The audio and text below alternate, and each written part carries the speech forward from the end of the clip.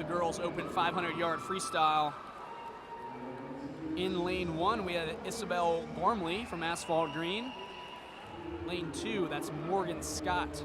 2 wins tonight, 50 free, 100 back. Trying to go for a third here from Central Bucks. Aaron Quinn from Nation's Capital will be in lane 3.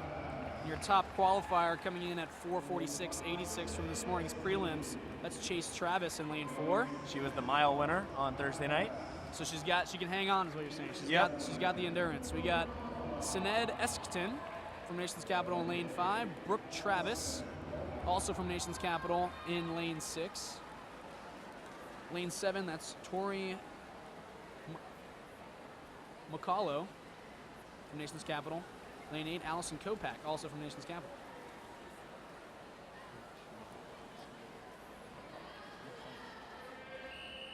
That one's easy.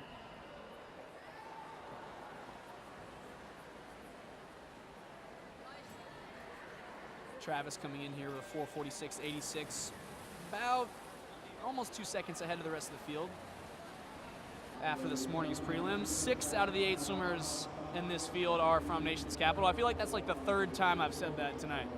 Big team. Huge host team. Makes sense. Chase Travis actually came up in some discussions this summer. I was trying to figure out if Reagan Smith, who was on the World's team and the World Juniors team, was also the youngest person on the World Juniors team. For a while, we thought she was, but no. Chase is actually the youngest. They're both still 15, but Chase is a little younger than Reagan, and I don't think there were any other 15-year-olds on the team. So, if anyone was wondering, answer to your trivia question, which will never be asked again. Which, if you want answers to trivia questions you will never be asked, come find me. Well, actually, come find Mike Unger from USA Swimming, but if you can't find him, find me, and I'll get you some answers. That's Eckstein leading the way at 54.45, followed by Travis and then Scott. We know Scott can finish, but she has some speed too, as we saw in the 50, so we'll see where she is in this race as we head up towards the 125, quarter way through the race.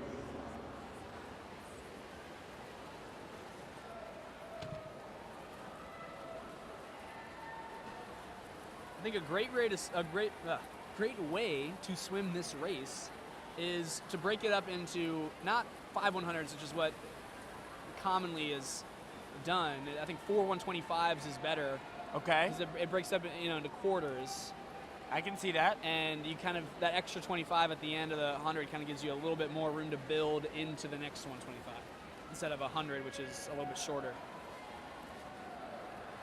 Travis with some tempo. That's her style here.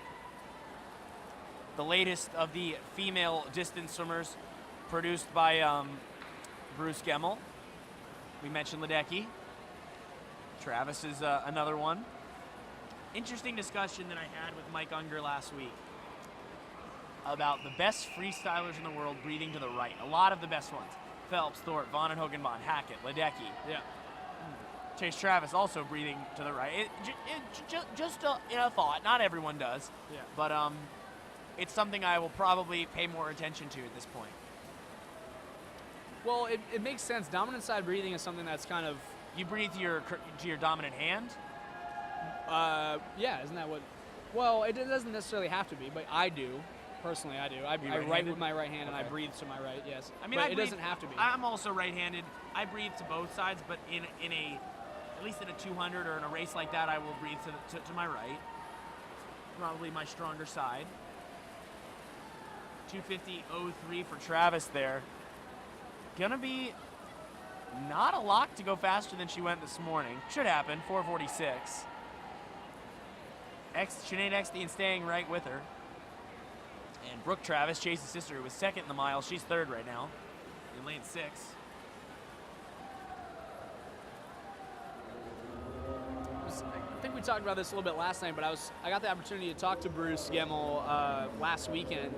He was talking about how he trains his distance swimmers, and it's really a lot centered around race pace. And he was talking about the amount of hundreds that Katie Ledecky and Andrew Gemmel have gone over the past 10 or so, 5-10 years at race pace have just been way ahead of the rest of the world. And I think that's probably why they're way ahead of the rest of the world, just because they're doing so much race pace. At that pace, exactly. 100 to go, 3:47.96. for Travis. Slightly outsplit by Sinead Eckstein there, so those two are going to battle down the stretch. And Brooke clearly in third in lane 6. And what Eckstein's getting her on is the turns. Travis is swimming faster, but Eckstein's getting her with those turns. Gets in and out of the walls a little bit better.